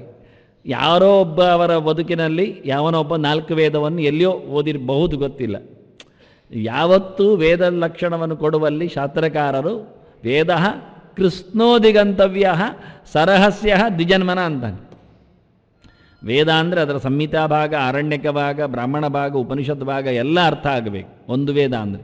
ಅದರ ಋಗ್ವೇದ ರಕ್ಷಾಕಾಧ್ಯಾಯಿ ಅಂದರೆ ಪರಿಪೂರ್ಣವಾದ ಅಧ್ಯಯನ. ಅಧ್ಯಯನ ಅಂದರೆ ಅರ್ಥ ಸಮೇತವಾದ ಪ್ರಯೋಗಪೂರ್ಣವಾದ ಚಿಂತನೆ. ಅಷ್ಟಕ್ಕೆ 12 ವರ್ಷ ಕಮ್ಮಿ ಇಲ್ಲದೆ ಆ ಕಾಲದಲ್ಲಿ ಬೇಕು ಕೇಳಿದರು. ತಲೆ ಇದ್ದ ಕಾಲದಲ್ಲಿ, ಏನಿಲ್ಲದ ಕಾಲದಲ್ಲಿ, ಅಂದರೆ ಏನು ಸಮಸ್ಯೆ ಇಲ್ಲದ ತಲೆ ಮಾತ್ರ ಉಪಯೋಗಕ್ಕಿದ್ದ ಕಾಲದಲ್ಲಿ. ಇನ್ನೊಂದು ಬೇಕಾದರೆ ಅವನು ಅಧ್ಯಯನಶೀಲನಾಗಿ ಮುಂದುವರಿಸುವುದಾದರೆ ಆಗಬಹುದು ಅಂತ 2ನೇ ವೇದಕ್ಕೆ ಅವನಿಗೆ ಪದಾರ್ಪಣೆ ಮಾಡಲಿಕ್ಕೆ ಅವಕಾಶ ಕೊಟ್ಟಿದ್ದರು. ಅಂಥದ್ದು ಕೆಲವು ಹುಡುಗರಿದ್ದರು ಗುರುಕುಲದಲ್ಲಿ. ಅದು ಮತ್ತೆ ಒಂದು ಅಭ್ಯಾಸ ಆಯ್ತಲ್ಲ ಅಂದರೆ 2ನೇದು ಅದೆಲ್ಲ ಆಗೋದಿಲ್ಲ, ಮತ್ತು 12 ವರ್ಷ ಬೇಕು ಅಂತ ಆಗಲು. ಮತ್ತು 3ನೇ ವೇದ ಕಲಿತಾನಾದರೆ ಗುರುಗಳು ಅವಕಾಶ ಕೊಡ್ತಿದ್ರಂತೆ. ಗೃಹಸ್ಥನಾಗದೆ ಬ್ರಹ್ಮಚರ್ಯ ಪಾಲನೆ ಮಾಡ್ತಾ ಮತ್ತು ಗುರುಕುಲದಲ್ಲಿದ್ದು ಆಶ್ರಮದಲ್ಲಿದ್ದುಕೊಂಡು 3ನೇ ವೇದವನ್ನು ಮತ್ತು 12 ವರ್ಷ, ಮತ್ತು 4ನೇ ವೇದ ಆಗ್ತದೆ ಅಂದರು. ಅದು ಕಲಿಬೋದು ಅಂದರು. ಮತ್ತು ಅದಕ್ಕೂ 12 ವರ್ಷ. ಮತ್ತು ಈ ಮನೆ ವಾರ್ತೆ ಎಲ್ಲ ಮಾಡಿಕೊಂಡು ಆಗುವುದಿಲ್ಲ. ಊರಿಗೆ ಹೋಗಿ ಬರ್ತೇನೆ ಅದು ಪ್ರಶ್ನೆಯೇ ಇಲ್ಲ. ಸರ್ವಸ್ವ ತ್ಯಾಗ ಮಾಡಿಕೊಂಡು ಸಂಪಾದನೆ ಹುಚ್ಚು ಬಿಟ್ಟು ಏನಿಲ್ಲ. ಅಷ್ಟು ಕಾಲದವರೆಗೂ ಗುರುಕುಲದಲ್ಲಿ ಗುರುಗಳಾಗಿದ್ದ ಊಟ, ಭಿಕ್ಷೆ ಬೇಡಿದ ಅನ್ನ, ಪೂರ್ತಿ ಚಿಂತನೆಗೋಸ್ಕರ ತನ್ನ ಬದುಕಿನ ತ್ಯಾಗ. ಎಷ್ಟಾಯ್ತು ವರ್ಷ? 40-50 ವರ್ಷ ಅಧ್ಯಯನ ಆಯಿತು. 12 4 48 ಅಂದರೆ 50 ವರ್ಷ ಅಧ್ಯಯನ. ಇದು 8-10 ವರ್ಷದಲ್ಲಿ ಗುರುಕುಲಕ್ಕೆ ಸೇರಿದವನಿಗೆ ಈಗ ವರ್ಷ ಎಷ್ಟಾಯಿತು? 60-70 ಆಗ್ತಾ ಬಂದಿದೆ. ಇದರ ನಡುವೆ ಅವನು ಪಾಠ ಮಾಡುವುದು ಸೇರಲಿಲ್ಲ. ಅವನು ಅಧ್ಯಾಪನ ಮಾಡಿದರೆ ತಡ ಆಗುತ್ತೆ. ಇದು ಕೇವಲ ಅವನ ಅಧ್ಯಯನದ ಲೆಕ್ಕ. ಇದನ್ನು ಕೊಡ್ತದೆ ಪುರಾಣಗಳು, ಹೀಗೆ ಮಾಡಿದವರು ಅಂತ. ಇವರು ಚತುರ್ವೇದಿಗಳು. ಹಾಗಾದರೆ ಚತುರ್ವೇದಿ ಹಾಕುವುದು ಯಾವಾಗವ? 60ನೇ ವರ್ಷಕ್ಕೆ ಹಾಕುವುದು. ಸಹಜವಾಗಿ ಹಾಕುವುದಾದರೆ ಅವನಿಗೆ ಪದವಿ ಪ್ರದಾನ ಆಗುವುದು ಚತುರ್ವೇದಿ ಎನ್ನುವುದು 60ರ ನಂತರ. ಅವನ ವಂಶದಲ್ಲಿ ಹುಟ್ಟಿದವ ಚತುರ್ವೇದಿ ಆಗಲಿಕ್ಕೆ ಅವನ ವಂಶ ಉಂಟಾ ಅಲ್ಲಿ? ನಾನು ಕೇಳೋದು ಉಂಟಾ? 60ರ ನಂತರ ಅವನ ಮಗು ಆಗೋದು ಇಲ್ಲಿಗೆ? ಈ ಯಾರಿಗೂ ಹಾಕ್ಕೊಳ್ತಾರೆ ಇವತ್ತು ಗಮ್ಮತ್ತಿನಲ್ಲಿ. ಚತುರ್ವೇದಿಯಿಂದ ವಂಶದಿಂದ ಬಂದವರು ವೇದ ಕಲಿಯುವುದು ಅಂದರೆ ಹೀಗೆ ಸುಮ್ಮನೆ ನೋಡಿಕೊಂಡಿದ್ದೇನೆ ಪುಸ್ತಕ, ಹಾಗಾದರೆ ಚತುರ್ವೇದ ಅಂತದ್ದು. ಅನಂತವೇದಿ ಹಾಕೋದು ಒಳ್ಳೆಯದು. ಸುಮಾರು ಯಾಕೆ 4 ವೇದ ಆದರೂ ಅನಂತವೇದ ಎಲ್ಲ ಒಂದೇ, ಶಾಖೆ ಲೆಕ್ಕಾಚಾರ ಮಾಡಿ ಪ್ರಯೋಜನ ಇಲ್ಲ. 1000 ವೇದಿ 2000 ವೇದಿ ಎಲ್ಲ ಹಾಕೋದು ಒಳ್ಳೆಯದು. ಹಾಗೆ ಏನು ಗೊತ್ತಿಲ್ಲದೆ ಆಗ್ತೀವಿ, ಪ್ರಯೋಜನ ಇಲ್ಲ. ಆದ್ದರಿಂದ ಕರ್ಮವನ್ನು ನಡೆಸಿಕೊಟ್ಟಲ್ಲಿ ಅದರ 10 ಪಾಲು ಕರ್ಮ ಮಾಡಿದರೆ 10 ಪಾಲು ಲಾಭ ಬರುತ್ತೋ? ಒಂದು ದೇವರ ಏಕೋಪಿ ಕೃಷ್ಣಸ್ಯ ಕೃತ ಪ್ರಣಾಮ ದಶಾಶ್ವಮೇಧಾವ ವ್ರತೇನ ತುಲ್ಯ.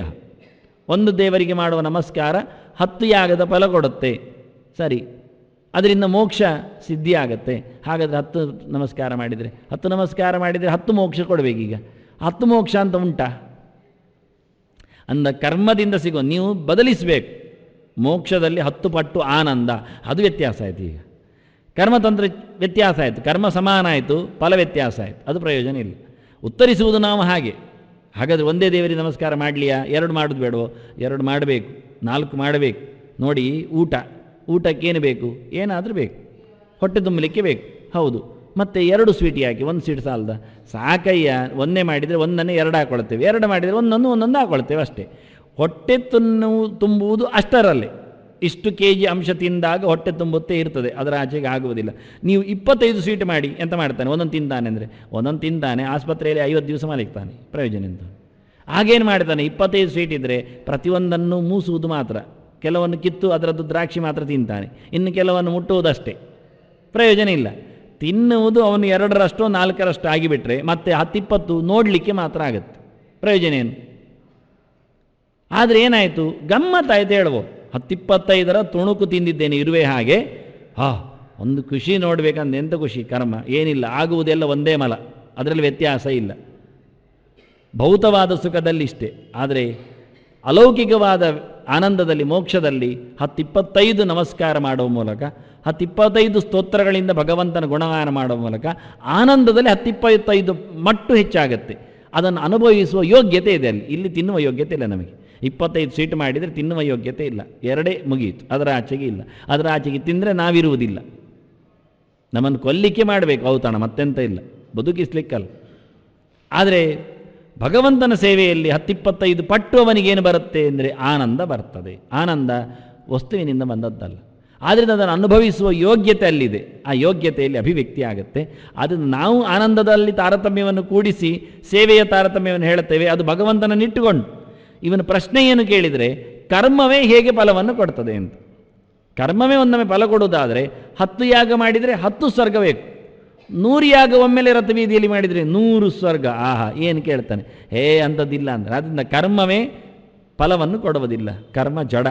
ನಚ ಕರ್ಮ ವಿಮಾ ಮಲಕಾಲಗುಣ ಪ್ರಭೃತೀಶಂ ಅಚಿತ್ತನು ತದ್ಧಿಯತಃ ಅಂತ ಆಚಾರ್ಯ ಮಧ್ವರು ಪ್ರಶ್ನೆ ಹಾಕಿತು. ಕರ್ಮ ಎಲ್ಲಿಯಾದರೂ ಫಲ ಕೊಡುತ್ತೆ? ಕರ್ಮವನ್ನೇ ದೇವರು ಹೇಳಿಕೊಂಡು ಕರ್ಮೇತಿ ಮೀಮಾಂಸಕ ಅಂತ ನಾವು ಕೂಗ್ತೇವೆ, ಹೇಳ್ತೇವೆ, ಗಮ್ಮತ್ತು ಮಾಡ್ತೇವೆ. ಅಯ್ಯ, ದಡ್ರು ಕರೆದದ್ದನ್ನು ದೊಡ್ಡದು ಹೇಳ್ತೇವೆ, ನಿಜವಾಗಿ ಅದು ಗಲೀಜು ಅಂತ ಹೇಳಬೇಕು. ನಮ್ಮನ್ನು ಇನ್ನೊಬ್ಬರು ನಾಯಿಗಳು ಅಂತ ಕರೀತಾರೆ, ಮಾಡಿದ್ದಾರೆ, ಅವರ ಕೈಯಲ್ಲಿನ ನಾಯಿಗೆ ಇಂಡಿಯಾ ಅಂತ ಹೆಸರಿಟ್ಟಿದ್ದಾರೆ. ನಾವು ಹಾಗೆ ಹೇಳೋದಾ? ನಮ್ಮನ್ನು ಭಾರತೀಯರು ಹೇಳ್ತಾರೆ, ನಾಯಿಗಳು ಅಂತ ಹೇಳ್ತಾರೆ, ಹೇಳಿಕೊಂಡು ಅದು ನಾಲಾಯಕ ಭಾಷೆಯಲ್ಲಿ ಕರೆದ ನಿಂದೆ, ಅದು ಶಬ್ದ, ಅದನ್ನು ಹೇಳಿಕೊಂಡು ತಿರುಗಲಿಕ್ಕಿಲ್ಲ. ಆದ್ದರಿಂದ ಕರ್ಮೇತಿ ಮೀಮಾಂಸೆ ಎನ್ನುವುದು ತಪ್ಪು ಅಲ್ಲ. ಮೀಮಾಂಸೆಗೆ ಹೇಳುವ ಕರ್ಮವೇ ಅಪೂರ್ವವನ್ನು ಸಿದ್ಧಿ ಮಾಡಲಿಕ್ಕೆ ಯೋಗ್ಯತೆಯನ್ನು ಪಡೀಲಿಲ್ಲ. ಯಾಕೆ ಪಡಿಬೇಕು? ಕರ್ಮದಿಂದ ಪುಣ್ಯ ಬರಲಿಕ್ಕೆ, ಪುಣ್ಯ ಎನ್ನುವುದನ್ನು ಕರ್ಮ ಸೃಷ್ಟಿ ಮಾಡಲಿ. ಕರ್ಮ ಪ್ರತ್ಯಕ್ಷ ಆಗಿದೆ, ಪ್ರತ್ಯಕ್ಷದಲ್ಲೇ ಕರ್ಮ ಅವಸಾನ ಆಗುವುದು ಕಾಣುತ್ತದೆ. ಅದು ಅಪ್ರತ್ಯಕ್ಷವಾದ ವಸ್ತುವನ್ನು ಸೃಷ್ಟಿ ಮಾಡುವುದು ಹೇಗೆ?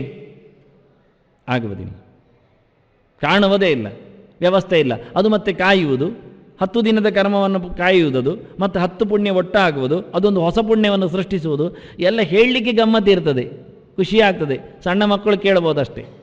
ಅದನ್ನು ಜಡವಾದ ವಸ್ತುಗಳು ಯಾವುದೂ ಸಹ ಕ್ರಿಯೆ ಮಾಡುವುದು ಎಲ್ಲಿಯೂ ಕಾಣುವುದಿಲ್ಲ, ಅದು ಸಹಾಯ ಮಾಡುವುದಿಲ್ಲ, ಅದು ವ್ಯರ್ಥ. ಅದನ್ನು ಸ್ವೇ ಸ್ವಕರ್ಮ ನಿರತಃ ಸಿದ್ಧಿಂ ಯಥಾವಿಂದತಿ ತಶೃಣು ಅಂತಾನೆ. ನೀನು ಅವನವನ ಕೆಲಸ ಮಾಡಿದರೆ ಅವನು ಯಾವ ರೀತಿಯಲ್ಲಿ ಸಿದ್ಧಿ ಪಡಿತಾನೆ ಎನ್ನುವುದು ಹೇಗೆ, ಅದು ಹೇಳುತ್ತೇನೆ ಅಂತಾನೆ ಕೃಷ್ಣ. ಆ ಸಂಶಯಕ್ಕೆ, ಆ ಸಮಸ್ಯೆಗೆ ಅದಕ್ಕೆ ಉತ್ತರ ಕೊಡುತ್ತೇನೆ, ನಾನೇ ಹೇಳುತ್ತೇನೆ. ಯಾಕೆಂದರೆ ಫಲ ಕೊಡುವವನವನೇ ಅಲ್ವಾ, ಅದಕ್ಕೆ ಅವನೇ ಹೇಳಬೇಕು. ಸ್ವಕರ್ಮ ನಿರತಃ, ಬೇರೆ ಕರ್ಮದಲ್ಲಿ ಆಸಕ್ತನಾದವನಿಗೆ ಫಲ ಹೇಗೆ ಅಂತ ಕೇಳಬೇಡ. ಯಾಕೆಂದರೆ ಅದು ಅವನಿಗೆ ಹೇಳದ ಕರ್ಮ ಮಾಡಿದ್ರಿಂದ ಅಲ್ಲಿ ಅವನಿಗೆ ನೋವು ಬರ್ತದೆ, ತೊಂದರೆ ಆಗ್ತದೆ, ಹೆಚ್ಚು ಕಡಿಮೆ ಆಗತ್ತೆ. ಮಗುವಿಗೆ ಏನು ತಿನ್ನಬೇಕು ಅಂತ ಕೊಟ್ಟಿದ್ದಾರೆ ಔಷಧ, ಅದು ಕೊಡಬೇಕು, ತಿನ್ನಿಸಬೇಕು. ದೊಡ್ಡವರಿಗೂ ಔಷಧ ಉಂಟಲ್ಲಿ ಇರ್ತದೆ, ಇಬ್ಬರಿಗೂ ರೋಗ ಬಂದಿದೆ, ಇಬ್ಬರಿಗೂ ಜ್ವರವೇ ಬಂದಿದೆ. ಆದರೆ ಮಗು 3 ತಿಂಗಳದ್ದು, ವಯಸ್ಕ 30 ವರ್ಷದವ, ಜ್ವರ ಇಬ್ಬರಿಗೂ ಬಂದಿದೆ, ಇಬ್ಬರಿಗೂ ಜ್ವರ ಬಂದಿದೆ ಹೇಳಿಕೊಂಡು ಮದ್ದು ಇಬ್ಬರದ್ದು ಕೊಟ್ಟಿದ್ದಾರೆ. ಅದರಲ್ಲಿ ಮಗುವಿಗೆ ದೊಡ್ಡವರ ಮದ್ದು ಕೊಟ್ಟರೆ, ಮಗುವಿನ ಮದ್ದನ್ನು ದೊಡ್ಡವ ತಗೊಂಡ್ರೆ ಏನಾಗುತ್ತೆ? ದೊಡ್ಡವ ತಗೊಂಡ್ರೆ ಮಗುವಿನ ಮದ್ದಿನಿಂದ ಏನಾಗುವುದಿಲ್ಲ, ಆದರೆ ಮಗುವಿಗೆ ದೊಡ್ಡವನ ಮದ್ದು ಕೊಟ್ಟದ್ರಿಂದ ಪಡಚಾಗುತ್ತೆ. ಅದನ್ನು ಸ್ವಕರ್ಮ ನಿರತಃ ಎನ್ನುವುದು ಕೃಷ್ಣ ಸ್ವಕರ್ಮ ಹಾಕಿದ. ಕರ್ಮನಿರತನು ಸಿದ್ಧಿಯನ್ನು ಪಡೀತಾನೆ ಹೇಳುವುದರಲ್ಲಿ ಏನು ತೊಂದರೆ ಇಲ್ಲ. ಎಂಥ ಕರ್ಮ ಮಾಡಿದರೂ ಏನಾದರೂ ಒಂದು ಬಗೆ ಆಗತ್ತೆ. ಯಾವುದೋ ಕೆಲಸದಿಂದ ಏನೂ ಆಗುವುದು ಸತ್ಯ. ಕರ್ಮಕ್ಕೊಂದು ವ್ಯವಸ್ಥಿತವಾಗಿರತಕ್ಕಂತಹ ಕರ್ಮ ದೇವತೆಗಳು, ಕರ್ಮ ಕಾಲಗಳು, ಕರ್ಮ ದೇಶಗಳು ಎಲ್ಲ ಸೇರಿಕೊಂಡು ಸೈಡ್ ಎಫೆಕ್ಟ್ ಕೊಡ್ತವೆ. ಏನೋ ಒಂದು ವಿಪರೀತವಾಗಿರತಕ್ಕ ಅಂಶಗಳು ಆಗ್ತವೆ. ಆದರೆ ಅವನದ್ದೇ ಕರ್ಮವನ್ನು ಮಾಡಿದಾಗ ಅದರಲ್ಲಿ ಸಿದ್ಧಿಯಾಗುವ ಕತೆ ಹೇಗೆ? ಕರ್ಮವು ತನ್ನಷ್ಟಕ್ಕೆ ಸ್ವತಂತ್ರವಾಗಿ ಏನನ್ನು ಕೊಡುವುದಿಲ್ಲ. ಕರ್ಮ ಅಲ್ಲಿಯೇ ನಾಶ ಆಗುತ್ತೆ. ಏನೇ ಮಾಡಲಿ ಅಲ್ಲಿಗೆ ಮುಗಿದೋಗುತ್ತೆ. ಕೃಷ್ಣಿಜ್ಯಗಳಲ್ಲಿ ಬೇಕಾದರೆ ನೀವು ಕರ್ಮದಿಂದ, ವ್ಯಾಪಾರ ಕರ್ಮದಿಂದ, ಸಂಪಾದನೆಯಿಂದ ಹೇಳಬಹುದು. ಆದರೂ ದೊಡ್ಡ ಸಂಗತಿ ಅಲ್ಲದು. ಆಗಲೇ ಮುಗಿದೋಗುತ್ತೆ. ಮೋಕ್ಷದವರೆಗೂ ಹೋಗಬೇಕು ನಮಗೀಗ. ಒಬ್ಬ ವ್ಯಾಪಾರಿ ತನ್ನ ವ್ಯಾಪಾರ ಧರ್ಮವನ್ನು ಕೃಷಿಯನ್ನು ಮಾಡಿಸಿಕೊಂಡು ಅದರಲ್ಲಿ ಸಂಸಿದ್ಧಿಯನ್ನು, ಮೋಕ್ಷವನ್ನು ಪಡೆಯುವ ವ್ಯವಸ್ಥೆ ಹೇಳಬೇಕು. ಇಲ್ಲಿ ಕೃಷ್ಣ ಅದಕ್ಕೆ ನರ ಹಾಕಿದ. ಬ್ರಾಹ್ಮಣ ಹಾಕ್ಬೋದಿತ್ತು ಅವನಿಗೆ. ಸ್ವೇ ಕರ್ಮಣ್ಯಭಿರತಃ ಸಿದ್ಧಿಂ ವಿಂದತಿ, ಅಲ್ಲ ಸಂಸಿದ್ಧಿಂ ಲಭತೆ ನರಹ ಎನ್ನುವಲ್ಲಿ ಅಲ್ಲಿ ಬ್ರಹ್ಮ ಅಥವಾ ಬ್ರಾಹ್ಮಣವೋ ಅಥವಾ ವಿಪ್ರವೋ ಇನ್ನೆಲ್ಲಿಯಾದರೂ ಹಾಕಿಕೊಂಡು ಹೇಳ್ಬೋದಿತ್ತು. ಜಾತೀಯತವಾಗಿ ಮಾತಾಡಲೇ ಇಲ್ಲ ಕೃಷ್ಣ. ಇದು ಜಾತಿಗೋಸ್ಕರ ಹೇಳಿದ್ದಲ್ಲ. ಸಂಸಿದ್ಧಿ ಮೋಕ್ಷ, ಎಲ್ಲರಿಗೂ ಮೋಕ್ಷ ಇದೆ. ಹಿಂದಿನ ತನ್ನ ವಾಕ್ಯಕ್ಕೆ ಅವನು ಬದ್ಧನಿದ್ದಾನೆ. ಸ್ತ್ರೀಯೋ ವೈಶ್ಯ ತಥಾ ಶೂದ್ರಾಹ ಅಂತೇವಿ ಮಾಮೇವ ಯಾಂತಿ ಅಂತ. ಪ್ರತಿಯೊಬ್ಬರೂ ಮೋಕ್ಷವನ್ನು ಪಡಿತಾರೆ, ನನ್ನ ಬಳಿಗೆ ಬರ್ತಾರೆ. ಅವ್ರು ಕೇಳ್ತಾ ಇರ್ತಾರೆ ದಾಸರ ಗೀತೆಯಲ್ಲಿ, ದಾರಿ ಯಾವುದಯ್ಯ ವೈಕುಂಠಕ್ಕೆ ಅಂತ ಕೂಗುವುದು ಮಾತ್ರ. ಈಗ ಹೋಗಿ ದಾರಿ ವೈಕುಂಠ ಹೋಗ್ದೆ, ಈಗ ಹೋಗುವುದಿಲ್ಲಪ್ಪ, ಆ ವೈಕುಂಠವಾಸಿಗಳಾಗಲಿಕ್ಕೆ ನಮಗೆ ಇಷ್ಟ ಇಲ್ಲ. ಕೇಳೋದು ಯಾಕೆ ಮತ್ತೆ ಬೊಬ್ಬೆ ಹೊಡೆದು, ವೈಕುಂಠಕ್ಕೆ ದಾರಿ ಯಾವುದು ಅಂತ. ವೈಕುಂಠಕ್ಕೆ ನೇರ ನೀರಿಲ್ಲದ ಹೊಂಡ. ನೀರಿದ್ದದಾದ್ರೆ ಯಾರಿಗಾದ್ರೂ ಪಾಪ ಬಾವಿ ನೀರು ಬೇಕಾಗುತ್ತೆ, ಹಾಳಾಗತ್ತೆ. ದಾರಿ ಯಾರು ಕೇಳ್ತಾರೆ ಸಾಯಲಿಕ್ಕೆ? ಅಯ್ಯ ಬದುಕಿದಾಗೆ ಒಮ್ಮೆ ವೈಕುಂಠನ ಚಿಂತನೆ ಮಾಡೋದಿಲ್ಲ, ಇವರು ಬೊಬ್ಬೆ ಹೊಡ್ಕೊಂಡು ದಾರಿ ಯಾವುದಯ್ಯ ವೈಕುಂಠಕ್ಕೆ ಹೋಗುದು ಯಾವ ಕರ್ಮಕ್ಕೆ? ಯಾರತ್ರ ಕೇಳೋದು? ಪ್ರಯೋಜನ ಇಲ್ಲ. ಅದು ಕೇಳುತ್ತಾನೆ. ವಾಸ್ತವವಾಗಿ ಸಂಸಿದ್ಧಿ ಮಂದ. ನಿಜವಾಗಿ ನಮಗೆ ಬೇಕಾದ್ದು ಜಾತಿಯಲ್ಲ, ಸ್ತ್ರೀಯೋ ವೈಶ್ಯ ತಥಾ ಶೂದ್ರ ಹೇಳಿದಾಗೆ ಪ್ರತಿಯೊಬ್ಬರೂ ನನ್ನ ಬಳಿಗೆ ಬರ್ತಾರೆ, ಬರಲೇಬೇಕು. ಆದರೆ ಅವರ ಕೆಲಸ ಮಾಡಿ ಬರಬೇಕು. ಸ್ತ್ರೀಯರು ಸ್ತ್ರೀಯರ ಕೆಲಸ ಮಾಡಬೇಕು, ಆಶ್ರಮವಾಸಿಗಳು ಅವರ ಆಶ್ರಮಕ್ಕೆ ಬ್ರಹ್ಮಚರ್ಯವೋ ವಾನಪ್ರಸ್ಥವೋ ಗಾರಸ್ಥ್ಯವೋ ಅದಕ್ಕೆ ಸಂಬಂಧಪಟ್ಟ ಕರ್ಮ ಮಾಡಬೇಕು. ಹಾಗೆಯೇ ಜಾತಿಯವನು ಅವನಿಗೆ ಕರ್ಮ ಸಂಬಂಧಪಟ್ಟಂಥ ವ್ಯವಸ್ಥೆಯನ್ನು ಮಾಡಬೇಕು. ವೃತ್ತಿಯವನು ಅವನಿಗೆ ಸಂಬಂಧಪಟ್ಟ ಅಧ್ಯಾಪಕನಾಗಿ ಅವನು ಲಂಚ ತಗೊಂಡು ಯಾರಿಗೋ ಹಿಡಿಸಿ ಹಾಕುವನಾಗಿ ಮಾಡಬಾರ್ದು. ಆರಕ್ಷಕನು ಆರಕ್ಷಣೆ ಮಾಡಬೇಕು, ಭಕ್ಷಣೆ ಮಾಡುವುದಲ್ಲ. ರಾಜಕಾರಣಿಯಾದವನು ರಾಜ್ಯವನ್ನು ಚೆನ್ನಾಗಿ ನೋಡಿಕೊಳ್ಬೇಕು ಹೊರತು ಪಿತೂರಿ ನಡೆಸುವುದಲ್ಲ, ಭ್ರಷ್ಟಾಚಾರ ಅಲ್ಲ. ಹೀಗೆ ಸ್ವೇ ಕರ್ಮಣ್ಯ ಬಿರತ ಅಂತ ವೃತ್ತಿಯಲ್ಲಿ, ಆಶ್ರಮಕ್ಕೆ, ಅವನ ಜಾತಿಗೆ, ಅವನ ಯೋಗ್ಯತೆಗೆ ಎಲ್ಲ ಮನ್ನಣೆ ಕೊಟ್ಟು ಈಗ ಮಾತ್ರ ಸಂಸಿದ್ಧಿಂ ಲಭತೆ ಅಂದ. ಆಗ ಮಾತ್ರ ಅವನು ನರ ಆಗ್ತಾನೆ. ಅದು ಹೇಗೆ ಕರ್ಮದಲ್ಲಿ ರತನಾದವ, ಅದಕ್ಕೆ ಇಲ್ಲಿ ಹಾಕುವಾಗ ನಿರತ ಶಬ್ದ ಹಾಕಿದನು. ಸಕರ್ಮ ನಿರತಃ ಸಿದ್ಧಿಂ. ನಿರತ ಅಂದರೆ ನಿತರಾಂ ರತಃ ಅಂತ ಒಂದು ಅರ್ಥ, ಇನ್ನೊಂದು ನಿತ್ಯರತಃ ಅಂತ ಅರ್ಥ. ಒಮ್ಮೆ ಮಾಡಿದ್ದೇನೆ ನಾನು, ಮತ್ತೀಗ ಬಿಟ್ಟಿದ್ದೇನೆ ಹಾಗೆ ಹೇಳುವುದಿದ್ದಾರೆ. ನಾವು ಸಣ್ಣಗಿರುವಾಗ ಮಾಡುವುದಿತ್ತು, ಮತ್ತೆ ಈಗೆಲ್ಲ ದೊಡ್ಡವರಾಗಿದ್ದೇವಲ್ಲ ಅದಕ್ಕೆ ಬಿಟ್ಟಿದೆ. ಇದೆಂದ ಕಥೆ? ಅದಕ್ಕೆ ಸ್ವಕರ್ಮ ನಿರತಃ ಅಂದರೆ ನಿತ್ಯರತಃ ಅಂತಾನೆ, ನಿತರಾಂ ರತಃ ಅಂತ. ಅಭಿರತ ಶಬ್ದವನ್ನೇ ಮತ್ತೆ ಕೃಷ್ಣ ಇಟ್ಟುಕೊಂಡು, ಚೆನ್ನಾಗಿ ಮಾಡಿದರೆ ಸಿದ್ಧಿ, ಇಲ್ಲದಿದ್ದರೆ ಇಲ್ಲ. ಚೂರು ಮಾಡಿದ್ದೇನೆ ಅಂದರೆ ಚೂರು ಮಾಡಿದ್ದಕ್ಕೆ ಬೆಲೆ ಇಲ್ಲ ರೀ. ಅಡುಗೆವು ಬಂದ, ಚೂರು ಮಾಡಿದ್ದೇನೆ ಅಂತ ಹೊರಟೋದ, 6 ಗಂಟೆಗೆ ಬಂದಿದ್ದಾನೆ, 7 ಗಂಟೆ ಹೋಗಿದ್ದಾನೆ. ಅಡುಗೆ ಮಾಡಿಟ್ಟಿದ್ದೇನೆ, ಚೂರು ಮಾಡಿದ್ದೇನೆ. ಎಂತ ಚೂರು ಮಾಡಿದ್ದಾನೆ? ಅದೇ ತರಕಾರಿ ಚೂರು ಮಾಡಿಟ್ಟಿದ್ದಾನೆ ಅಷ್ಟೇ, ಮತ್ತೆಂತ ಪ್ರಯೋಜನ ಏನಾಯಿತು? ಇನ್ನು ಚೂರು ಮಾಡಿದ್ದೇನೆ, ಬೆಂಕಿ ಹಾಕಿ ಹೋಗಿದ್ದೇನೆ, ಪ್ರಯೋಜನ ಏನಾಯಿತು? ಕಟ್ಟಿಗೆ ಉರಿತಾ ಉಂಟು, ಬೆಂಕಿ ಏಳುತ್ತಾ ಉಂಟು, ಪಾತ್ರೆ ಇಡಲಿಲ್ಲ, ನೀರು ಹಾಕಲಿಲ್ಲ. ಬೆಂಕಿ ಮಾಡಿದ್ದೇನೆ ನಾನು, 6 ಗಂಟೆಗೆ ಬೆಂಕಿ ಆಗಿದ್ದೇನೆ, ಮತ್ತು 8:30 ಗಂಟೆ ಉರಿತಾನೇ ಇತ್ತು, ಕಟ್ಟಿಗೆ ಪೂರ ಖಾಲಿ ಆಯಿತು ಅಷ್ಟೇ. ಪ್ರಯೋಜನ ಏನು? ಚೂರು ಮಾಡಿದ್ದೇನಲ್ಲ, ಬೆಂಕಿ ಹಾಕಿದ್ದೇನಲ್ಲ. ಬೆಂಕಿ ಯಾರಿಗೆ ಹಾಕಬೇಕಿತ್ತು? ಅಡುಗೆಗೆ ಆಗಿ. ಪ್ರಯೋಜನ ಏನಾಯಿತು? ಒಲೆಗಾಗಿ ಪ್ರಯೋಜನ. ಆದ್ದರಿಂದ ಯಾವುದೇ ಕರ್ಮದಲ್ಲಿ ಅದಕ್ಕೆ ಉಪಯೋಗವಾಗುವಂತೆ ಚೂರು ಮಾಡಿದರೂ ಪ್ರಯೋಜನ. ಅದಕ್ಕೆ ಕೃಷ್ಣ ಹೇಳಿದನು ಸ್ವಕರ್ಮ ನಿರತಃ ಅಂದ. ನೀನದನ್ನು ಪೂರ ಮಾಡಿರಬೇಕು. ಪೂರ ಮಾಡಿದರೆ ಕರ್ಮ ನಿನಗೆ ಯಾವ ರೀತಿಯಿಂದ ಬೆಲೆ ಕೊಡುತ್ತೆ, ಹೇಗೆ ಬರ್ತದೆ, ಅದನ್ನು ನಾನು ಇಟ್ಟುಕೊಂಡು ಹೀಗೆ ಕೊಡ್ತೇನೆ. ಅಲ್ಲಿ ಬರೋದು ಮಧ್ಯೆ ಭಗವಂತನೇ, ಸಂಶಬ್ದದ ಭಗವಂತನ ಅಭಿವ್ಯಕ್ತಿಯ ವ್ಯವಸ್ಥೆ ಅಲ್ಲಿ ಹೇಳಿದ್ದಾನೆ. ಅದಕ್ಕೆ ಇಲ್ಲಿ ಸಿದ್ಧಿ ಶಬ್ದ ಆಗಿದೆ. ಮೊದಲಿಗೆ ಸಂಸಿದ್ಧಿಂ ಲಭತೆ ಅಂದ, ಅಲ್ಲಿ ತನ್ನ ಹೆಸರನ್ನು ಸಿಕ್ಕಿಸಿದ್ದ. 2ನೇ ಸರ್ತಿ ತಾನು ಉತ್ತರ ಕೊಡ್ತೇನೆ ಹೇಳುವಾಗ ಹೊರಗೆ ನಿಂತು ಸಿದ್ಧಿ ಹೇಗಾಗತ್ತೆ ನಾನು ಹೇಳ್ತೇನೆ ಅಂತಾನೆ. ಸಕರ್ಮ ನಿರತಃ ಸಿದ್ಧಿಂ ಯಥಾ ವಿಂದತಿ ತತ್ತು ಶೃಣು. ಅದನ್ನು ನೀನು ಕೇಳು, ಅವಧಾನ ಕೊಟ್ಟು ಕೇಳು, ಅಂದರೆ ತಲೆ ಕೊಡು, ಹೇಳುತ್ತೇನೆ ಅಂತ ಹೇಳಿ ಕೃಷ್ಣ ಹೇಳುತ್ತಾನೆ. ಯಾಕೆಂದರೆ ಹೇಳಿದ್ದನ್ನು ಹೇಳುವುದಕ್ಕಿಂತಲೂ ನಾನೇ ಹೇಳೋದು ಚಂದ ಅಂತಾನೆ. ಯಾಕೆ ಸಿದ್ಧಿ ಆಗುವುದು ಹೇಗೆ ಅನ್ನೋದು ನನ್ನ ಕೈಯಲ್ಲಿದೆ. ಸಿದ್ಧಿಪ್ರದನಾದ ವ್ಯಕ್ತಿ ನಾನು, ಸಿದ್ಧಿಪ್ರದವಾದ ಕರ್ಮಕ್ಕೆ ಅನುಗುಣವಾಗಿ ಅದರ ವಿವರಣೆ ಹೇಗೆ ಅಂತ ಹೇಳುತ್ತೇನೆ. ಯಾಕೆ ನಮಗೆಷ್ಟು ಪ್ರಶ್ನೆ ಬರುತ್ತೆ ಅಂದರೆ, ದೇವರು ಯಾಕೆ ಕರ್ಮದ ಬಗ್ಗೆ ವಹಿಸಿಕೊಳ್ಳುತ್ತಾನೆ, ದೇವರು ಯಾಕೆ ಕರ್ಮದ ಬಗ್ಗೆ ಇನ್ನೊಬ್ಬರಿಗೆ ವಹಿಸಿಕೊಡುವುದಿಲ್ಲ? ಅದೊಂದು ದೊಡ್ಡ ಪ್ರಶ್ನೆ. ಯಾವಾಗ ಅದನ್ನು ಹೆಚ್ಚಿನವರು ಕೇಳೋ ಪ್ರಶ್ನೆ. ದೇವರು ದೊಡ್ಡ ರಾಜ ಇದ್ದಾಗ ಸಾಮಂತ ರಾಜರಿಗೆ, ಮಂತ್ರಿಗಳಿಗೆ, ಅಮಾತ್ಯರಿಗೆ, ಭೃತ್ಯರಿಗೆ ಎಲ್ಲ ವಹಿಸಿಕೊಡುವ ಹಾಗೆ, ಖಾತೆ ವಹಿಸಿಕೊಡುವ ಹಾಗೆ ಅದರಲ್ಲಿ ಅವನು ಇಂಟರ್ವ್ಯೂ ಆಗುವುದಿಲ್ಲ ಅಂತಲೇ ಕೊಟ್ಟದ್ದು. ಯಾಕೆ ನಾನು ತಲೆ ಕೊಡಬೇಕಯ್ಯ, ನೀನು ಶಿಕ್ಷಣ ಮಂತ್ರಿ, ಇವನಿಗೆ ಅದರದ್ದು ಗೊತ್ತೂ ಇರುವುದಿಲ್ಲ, ಬೇಕಾಗಿಲ್ಲ, ನೀನೇ ನೋಡಿಕೊ ಅಂತ ಕೊಟ್ಟಿರ್ತಾನೆ. ಹಾಗೆ ದೇವರು ಯಾಕೆ ಉಳಿದವರಿಗೆ ಕೊಡದೆ ಇಟ್ಟುಕೊಂಡಿದ್ದಾನೋ ಕೊಟ್ಟಿದ್ದಾನೋ ಅಂತ ಕೊಟ್ಟಿರಬೇಕು ಅಂತ ಇವರ ತಕರಾರು. ಆದ್ರಿಂದಲೇ ನನಗೆ ಗಣಪತಿ ಪೂಜೆ ಮಾಡಿದರೆ ಪೂರ ಕೊಡ್ತಾನೆ, ನಾಗಪೂಜೆ ಮಾಡಿದರೆ ಪೂರ ಸಿಗ್ತದೆ, ರುದ್ರದೇವರ ಪೂಜೆಯಿಂದ ಎಲ್ಲ ಆಗ್ತದೆ ಹೇಳಿಕೊಂಡು ಪ್ರತಿಯೊಬ್ಬರೂ ಅವರು ಹಿಡಿದದ್ದೇ ಬಡುಕೆಯಲ್ಲಿ ತಮ್ಮ ವ್ಯಕ್ತಿತ್ವ ಉಳಿದುಕೊಂಡದ್ದು ಅಂತ ಹೇಳ್ತಾರಲ್ಲ, ಅದನ್ನು ಕೃಷ್ಣ ಇಲ್ಲಿ ಬಿಚ್ಚಲಿಕ್ಕೆ ನಿಂತಿದ್ದಾನೆ. ಅದಕ್ಕೆ ನಾನು ಹೇಳುತ್ತೇನಂತ, ನಾನು ಹೇಳುತ್ತೇನೆ ಯಾರು ಏನು ಎನ್ನುವುದು ಕತೆ.